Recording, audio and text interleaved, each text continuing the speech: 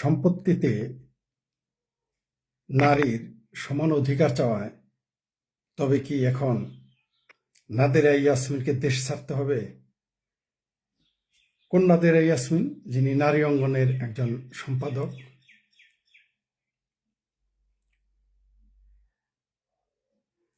তার নারী অঙ্গন ওয়েব পোর্টালে গেলে আপনারা পড়তে পারবেন। তিনি একজন অধ্যাপিকা নরসিংদীর। তার বিরুদ্ধে আন্দোলন কিন্তু বহু আগেও ছিল, আওয়ামী লীগের আমলেও ছিল, কিন্তু তাকে কিন্তু তার চাকরি থেকে তাকে ওএসডিও করা হয়নি, তাকে কেউ গালাগালিও করেনি। তৎকালীন সরকারের সময় কারা করেছে? যে গোষ্ঠীটি তখনও নাদিরা ইয়াসমিনকে গালাগালি করেছিল, এই নাদিরা ইয়াসমিনকে এখনো সেই গোষ্ঠীটি গালাগালি করতেছে, তাকে শাহবাগী বলতেছে, তাকে ইসলামের শত্রু বলতেছে, তাকে তসলিমা নাসরিনের প্রমোটার বলতেছে, তসলিমা নাসরিনের মুরিদ বলতেছে। কারা? ওই যে চোখে সুরমা লাগায় না কিছু মৌলবী আছে না, তারাও বলতেছে। হেফাজতিরা তাকে বিভিন্ন ট্যাগ দিচ্ছে, সে বলতেছে এটা সে টাকা খেয়ে সে এগুলো করতেছে, সে ইসলামের বিরুদ্ধে ষড়যন্ত্র করতেছে। নারীর সমান অধিকার চাইলে সে ইসলামের বিরুদ্ধে ষড়যন্ত্র। এবার আমরা একটু দেখে আসি, তিনি ইসলামের দুশ্মন নাদিরা ইয়াসমিন। নাদিরা ইয়াসমিন কিন্তু জুন জুলাই আগস্টের একজন সৈনিক, আমরা জানি। আমরা তার তখন সমালোচনা করেছি, কোনো সন্দেহ নাই। তিনি এই খালকেটি কুমির যারা এনেছে, তিনিও তাদের একজন, সেটা আলাদা বিষয়, সে বিষয়টা আমি এখন আলোচনায় আনতেছি না। আবার বলে রাখি, তিনি আমরা যাদের লাল বিপ্লবী বলি, আমরা যাদের জুলাই আগস্টের ষড়যন্ত্রকারী বলি, তিনি তাদের একজন ছিলেন। এবং আজকে এই যে যারা যারা যারা হেফাজতি, জামাতি, লাল বদর, তিনি তাদের পক্ষে আন্দোলন করেছেন, আওয়ামী লীগের 14 গোষ্ঠী উদ্ধার করেছেন, আওয়ামী লীগের কঠোর সমালোচনা করেছেন এবং আন্দোলনে ফিজিক্যালি তিনি উপস্থিত ছিলেন, কোনো সন্দেহ নেই। কিন্তু আমরা তার বিষয়টা আপাতত রাখলাম, সেটা নিয়ে আমি কথা বলতেছি না। আমরা তখন তার সমালোচনা করেছি সেই বিষয়ে, তার অবস্থানে। কিন্তু তিনি নারীর সম্পত্তির অধিকার চেয়েছেন, সমান অধিকার। এই বিষয়ে আমরা তার আগেও তার সাথে সংহতি প্রকাশ করেছি, এখনো করেছি। তার সাথে অনেক বিষয় দ্বিমত আছে, কোনো সন্দেহ নেই। তিনি এমনও কি তার শিবিরেরা তাকে আম্মা ডাকতো, তিনি গলে গিয়েছিলেন। কিন্তু শিবির কারো কখনো ছেলে হয় না, শিবির শিবিরই থাকে। শিবিরেরা জামাতেরা মৌদুদেরই ছেলে থাকে, শিবিরেরা সাইদেরই শিবির থাকে, শিবিরেরা সাইদেরই পোলা হয়, সাইদেরই সন্তান হয়। শিবির অন্য কারো আম্মা হয় না, অন্য কারো পুত্র হয় না। আশা করি নাদিরা ইয়াসমিন সেটা এখন বুঝতে পেরেছেন। আওয়ামী লীগ আমল ফ্যাসিস্ট ছিল, তার ভাষায় চরম ফ্যাসিস্ট, অনেক নির্যাতন করেছে। কিন্তু নাদিরা ইয়াসমিনকে কিন্তু নারীর সম্পদে সমতার অধিকার চাওয়ার কারণে তাকে কিন্তু ওএসডি করা হয়নি। নারীর সমতা দাবি করার জন্য তারা কিন্তু দাবড়ানো হয় নাই। এখন কিন্তু নাদিরা ইয়াসমিনকে দাবড়ানো হবে। তসলিমা নাসরিন আপার একটা পোস্টে আমি মন্তব্য করেছি যে এই নাদিরা ইয়াসমিন কিন্তু দেশে থাকতে পারবে না। কেন থাকতে পারবে না? কারণ তিনি তো আপোষ করবেন না। আমি যতদূর তাকে জানি, তিনি এই নারীর সম্পত্তিতে সমান অধিকার চাওয়ার ক্ষেত্রে এই নাদিরা ইয়াসমিন অধ্যাপিকা নাদিরা ইয়াসমিন আপোষ করবেন না।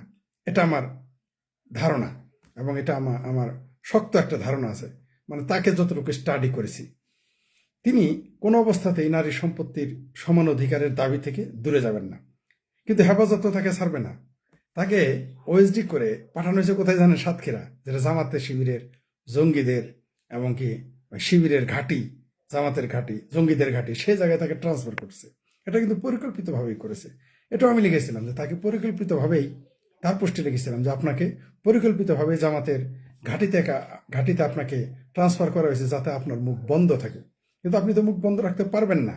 আপনি আওয়ামী লীগের সমালোচনা করছেন, তখন যেটুকু স্বাধীনতা ভোগ করেছেন, এখন আপনি সেই সুযোগ পাবেন না। তাহলে আপনাকে কি করতে হবে?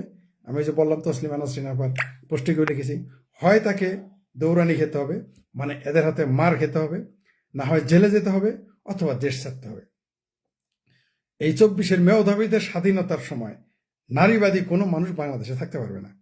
আপনি যখনই নারীদের পক্ষ নেবেন, আপনি থাকতে পারবেন না। আজকে যদি নজরুল ইসলাম জীবিত থাকতো, তাকেও জবাই করা হতো। আজকে যদি বেগম রোকেয়া জীবিত থাকতেন, তাকে জিন্দা খবর দেওয়া হতো। এটা আপনি নিশ্চিত থাকেন। তো এখানে শুধু তসলিমা নাসরিনের অনেক শক্ত কথা বলে গেছেন বেগম রোকেয়া, ওটা ব্রিটিশ আমল ছিল বলে পেরেছেন। এখন বেঁচে থাকলে তিনি পারতেন না। তসলিমা নাসরিনের মতো তাকেও দেশ ছাড়তে হতো। নাদিরা ইয়াসমিনের কি অপরাধ? আচ্ছা, এটা ইসলাম বিরোধী, তারা বারবার বলছে কি ইসলাম বিরোধী। আচ্ছা, আমরা এবার একটু দেখি বাংলাদেশে কি কি ইসলাম বিরোধী। আরে ভাই, প্যান্ট শার্ট ইসলাম বিরোধী, টাই ইসলাম বিরোধী, শাড়ি ইসলাম বিরোধী, ইসলামের রোজা নামাজ হজ জাকাত আর জেহাদ ছাড়া সবই ইসলাম বিরোধী। বাংলাদেশের গণতন্ত্র ইসলাম বিরোধী, বাংলাদেশের সংবিধান ইসলাম বিরোধী। শুধু তাই না, এরা কিন্তু আবার নিজেরাই নিজেদের ইসলাম বিরোধী বলে। বেরেলবির মতে দেওবন্দিরা সব ইসলাম বিরোধী, আবার দেওবন্দীদের মতে বেরেলবিরা ইসলাম বিরোধী। এরা কোনটা ইসলাম বিরোধী বলে না, এদের যখন যা মন চায়। আগে এদের কাছে এনজিও বিরোধী ছিল, আগে এর কাছে ডক্টর ইউনূস ইসলাম বিরোধী ছিল, এখন হয়ে গেছে আইয়ুব খান জেনারেল, পাকিস্তানের জেনারেলের দুইটা কাজই ভালো করছে।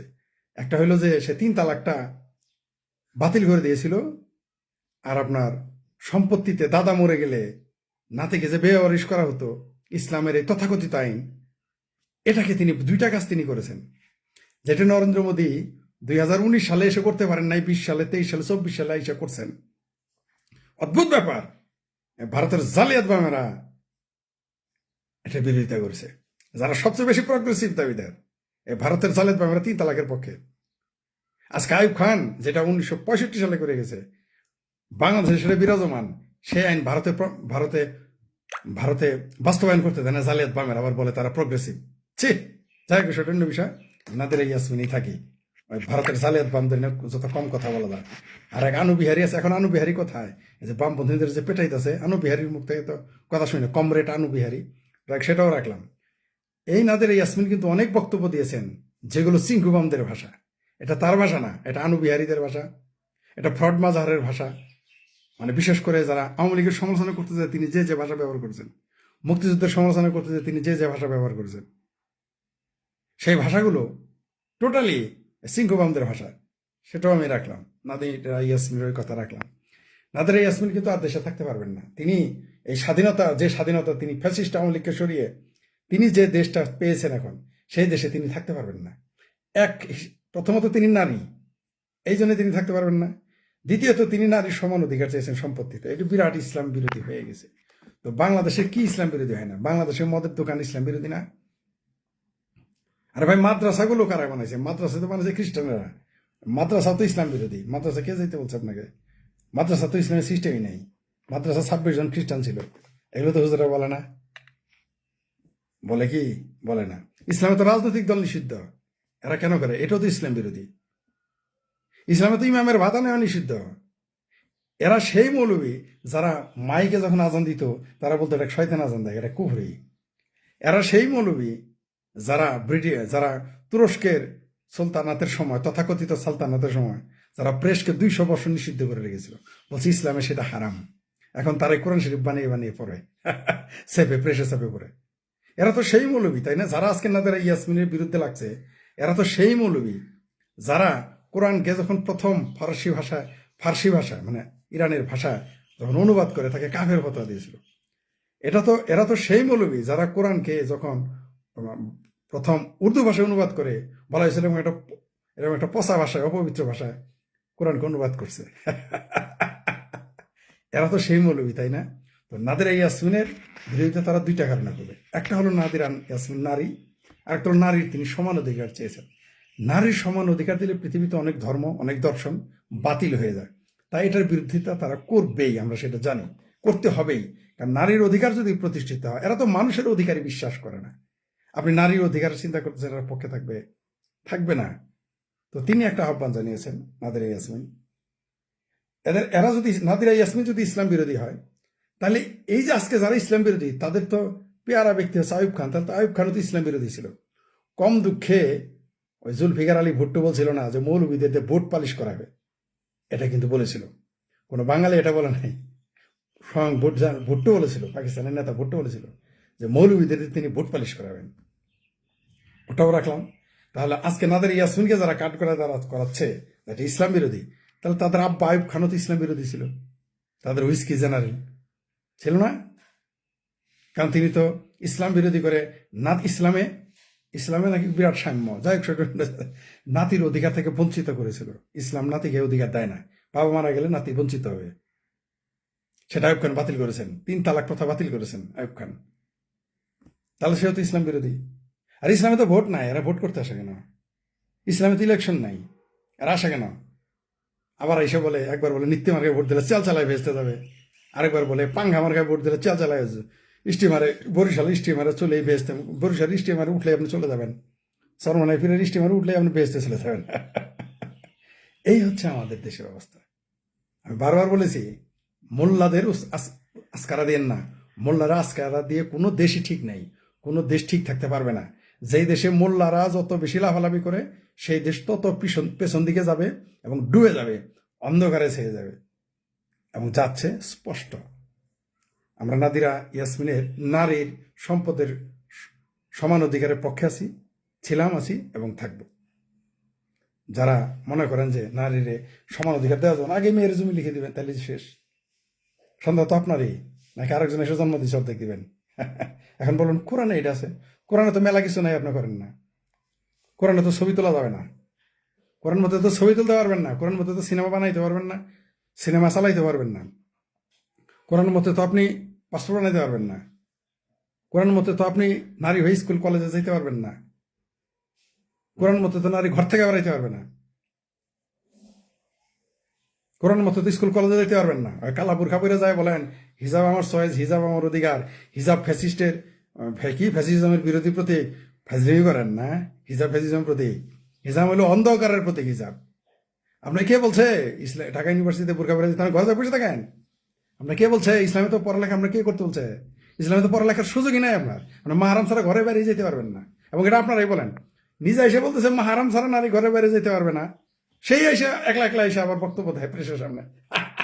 আপনি কে পড়ালেখা করেন না, ঘরে বসে থাকেন, আপনি ঘরে গিয়ে বসে থাকেন। আপনারা যারা মনে করেন নারীর সম অধিকারে বিশ্বাস করেন না, নারীর সমতা, পড়ালেখার দরকার নাই। তাহলে আমাদের কোর্টে কিন্তু নারীর সাক্ষী খাটে, নারী ওইখানেই করেন, 2 জন সাক্ষী আনেন। আর ব্যবিচারের বিচার কেমনে করেন? 4 জন সাক্ষ্য সাক্ষী লাগবে, আনবেন কেমনে?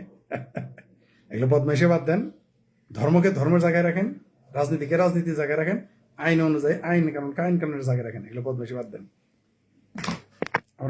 আমরা এইখানে নাদিরা ইসলাম না, নাদিরা ইয়াসমিনের কথা বলতেছি। নরসিংদীর বিশ্ববিদ্যালয় প্রফেসর, তার কথা বলা হচ্ছে এখানে। আজ যদি পিনাকি নাদিরা ইসলামের পক্ষে কথা বলে, এই মৌলবাদী কি পিনাকিকে পীর মানবে কি করে হয়? এটা দারুণ কথা বলছেন তো ফরিদ ভাই। ওতে লাইভ আসতে, আচ্ছা আসবো, চেষ্টা করতেছি আসার জন্য। ভালো থাকবেন সবাই, নারীদের পক্ষে কথা বলেন। নারীকে তাহলে মহাথির মোহাম্মদ তো, যে মুসলমানদের যে প্রিয় নেতা মহাথির মোহাম্মদ, সে তো তাহলে ইসলাম বিরোধী। তিনি বলেছিলেন নারীদের আমি ঘরে রাখতে পারবো না, কারণ তাদেরও 2 হাত, পুরুষেরও 2 হাত। তাদের বিরাট পাপ করে ফেলছে, তাই না?